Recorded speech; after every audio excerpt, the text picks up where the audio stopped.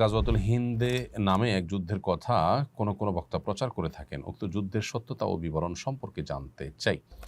এ সম্পর্কে সওবান রাদিয়াল্লাহু তাআলা থেকে, আবু রাদিয়াল্লাহু তাআলা থেকে একাধিক বর্ণনা রয়েছে। এর মধ্যে সওবান রাদিয়াল্লাহু তাআলা বর্ণিত হাদিসটি সহিহ। সেখানে আমরা দেখতে পাই যে নবী সাল্লাল্লাহু আলাইহি ওয়াসাল্লাম দুটি যুদ্ধের ব্যাপারে আমাদেরকে ভবিষ্যদ্বাণী করে গেছেন। একটা হলো হিন্দুস্তানে যেটি হবে, আরেকটি হলো ঈসা আলাইহিস সালামের সাথে কিছু লোক লড়বে। তো এই হাদিসটি মোটামুটি গ্রহণযোগ্যতার লেভেলে যায়। এছাড়া আবু রাদিয়াল্লাহু তাআলা থেকে একই হাদিস ৩টি সূত্রে বর্ণিত হয়েছে। সবগুলো সূত্রেই দুর্বলতা আছে, কিন্তু একই বিষয়ে আরও হাদিস থাকার কারণে সে দুর্বলতা কেটে অনেকে এটাকে হাসান লিগাইরিহি বা অন্য কারণে এটি গ্রহণযোগ্যতার লেভেল পর্যন্ত পৌঁছেছে বলে বলেন। এর বাইরে আবু রাদিয়াল্লাহু তাআলা থেকে আরও একটি তো তিনটি সূত্রে বর্ণিত আছে। আর আরেকটি হাদিসে তার কাছ থেকে বর্ণিত হয়েছে যেখানে বিজয়ের ভবিষ্যদ্বাণী রয়েছে এবং আ সেই যুদ্ধ হবে, যুদ্ধের মুসলমানরা বিজয়ী হবেন এবং শেষ জামানায় এটি অনুষ্ঠিত হবে, এরকম কথাও রয়েছে। তবে সেটা সনদে কিছুটা দুর্বল। মোটা দাগে এই হাদিসগুলোকে অ্যানালাইসিস করার পর উলামায়ে কেরাম অনেকেই বলেছে যে এটি নবী সাল্লাল্লাহু আলাইহি ওয়াসাল্লামের একটি ভবিষ্যদ্বাণী। এটি আ হতে পারে যে গত হয়ে গেছে।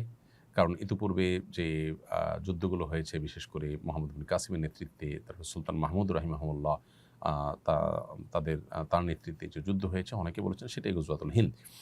এবং আ এক্ষেত্রে মুফতি শফি সাহেব রহমতুল্লাহ আলাইহি পাকিস্তানের সাবেক গ্র্যান্ড মুফতি ছিলেন এবং মুফতি তাকি উসমান সাহেবের বাবা রাহিমাহুল্লাহ, তাঁর মতে হিন্দুস্তানের জিহাদকারী যেকোনো বাহিনীর ক্ষেত্রে সুসংবাদ প্রযোজ্য হতে পারে।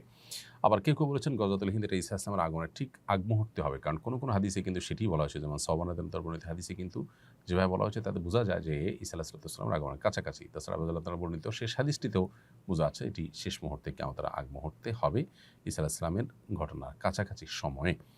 তো হাদিসটি মোটামুটি বিভিন্ন ভাবে বর্ণিত হয়েছে, অতএব এটিকে একেবারে উড়িয়ে দেওয়ার মতো নয়। আবার স্পেসিফিক কোনো ঘটনাকেও এটাই গজওয়াতুল হিন্দ এরকম বলে নির্ধারণ করাও কঠিন। তবে কিয়ামতের আলামত সংক্রান্ত মৌলিক একটা নীতিমালা আছে। যেমন আমরা দেখি শেখ মোহাম্মদ আল আরিফি, ডক্টর মোহাম্মদ আল আরিফি সৌদি আরবের একজন প্রসিদ্ধ আলেম দ্বীন।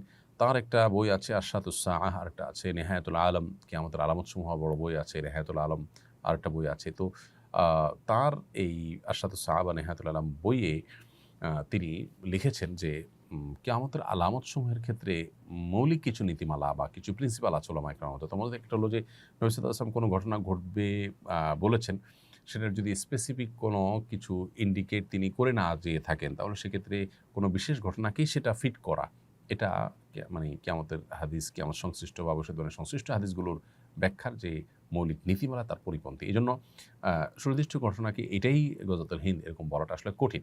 বিশেষ করে যখন বিভিন্ন হাদিস এটাকে ঈসা ইসলামের কাছাকাছি সময়ে বলা হয়েছে। আবার কিছু হাদিসে জেনারেলি বলা হয়েছে সে সমস্ত হাদিসের আলোকে অনেক যুদ্ধ ইতিপূর্বে হয়ে গেছে, সেগুলোও হতে পারে। অর্থাৎ বিষয়টিকে চূড়ান্ত করে বলা কঠিন। তবে হ্যাঁ, মোটা দাগে এটি ঘটার বিষয়ে হাদিসের বর্ণনাকে উড়িয়ে দেওয়ার কোনো সুযোগ নেই। ভারত পাকিস্তান যুদ্ধে আমরা কি করতে পারি? দেখুন, প্রথমত ভারত পাকিস্তানের এই যুদ্ধে একজন মুসলিম হিসেবে সন্দেহাতীতভাবে আমরা মাজলুমদের সাথে থাকব।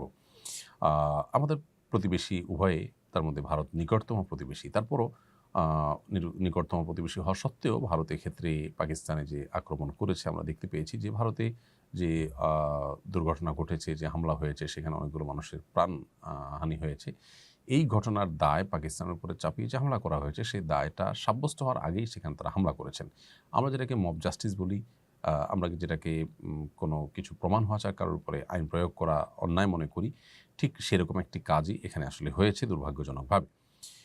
অতএব পাকিস্তানের দোষ প্রমাণ হওয়ার আগেই তাদের উপরে এভাবে হামলে পড়া এবং সেটা আবার শুরুতেই মসজিদ এবং ধর্মীয় প্রতিষ্ঠানগুলোকে টার্গেট করে হামলা করা, এটা সন্দেহাতীতভাবে একজন মুসলমান হিসাবে আমরা এর নিন্দা জানাই এবং এটাকে আমরা কোনোভাবে সমর্থন করতে পারি না। সেই সাথে ভারতের কয়েকটা প্রদেশের সামনে প্রাদেশিক নির্বাচন, সেখানে জাতীয়তাবাদী উন্মাদনা তৈরি করে সেখানে কোনো ভোটের মার্কেটে কোনো সুফল তারা পাইতে চাইছে কিনা, ইচ্ছাকৃত এটা করছে কিনা, সেটাও যথেষ্ট চিন্তার সুযোগ আছে।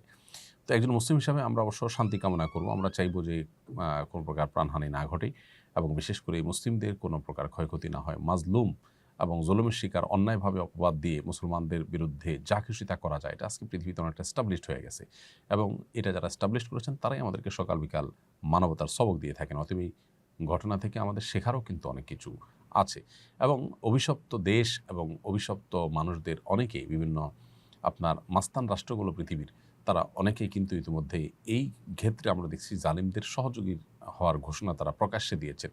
এখান থেকেও সকল কুফরি শক্তিগুলো যে দিন শেষে এক ঐক্যবদ্ধ, আমাদেরকে তারা শুধু মানবিকতার সবক দিয়ে মুসলিম ভ্রাতৃত্ববোধ থেকে বের করে তারা মূলত পরস্পরের ভ্রাতৃত্ববোধে কোনো প্রকার কমতি ঘাটতি করে না। এই ঘটনা থেকে সেটা আবারও অত্যন্ত পরিষ্কারভাবে বোঝা গেছে। আমাদেরকে আল্লাহ তাআলা শিক্ষা গ্রহণ করার তৌফিক দান করুন। সম্প্রতি মাদারীপুরে একটি বটগাছ কেটে ফেলার ঘটনা নিয়ে সংবাদ মাধ্যম এবং সোশ্যাল মিডিয়ায় ব্যাপক আলোচনা হয়েছে।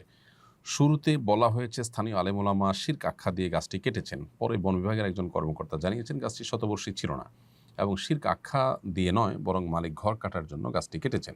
এ ধরনের ঘটনাকে কেন্দ্র করে আলেমদের বিরুদ্ধে প্রায় অপপ্রচার করা হয়। ইসলামী দৃষ্টিকোণ থেকে এই ধরনের বিষয়গুলোতে আমাদের করণীয় কী হওয়া উচিত? প্রথম কথা হলো শতবর্ষী নয়, সেটাকে শতবর্ষী বানানো। দ্বিতীয়ত হলো যে এই গাছকে কেন্দ্র করে সমাজে যদি কোনো কুসংস্কার থাকে, মানুষের মধ্যে ভুল বিশ্বাস থাকে, সেটা দূর করবার জন্য গাছকে যদি কেটেই ফেলে দেওয়া হয়, তো আলেমরা যদি সে উদ্যোগ নিয়েও থাকেন, কি এমন অন্যায় করেছেন? একটা গাছ কেটেছেন, যদি কেটেন, বিষয়টি সেরকম ঘটেনি, আমরা ইতিমধ্যে সে নিশ্চিত হলাম।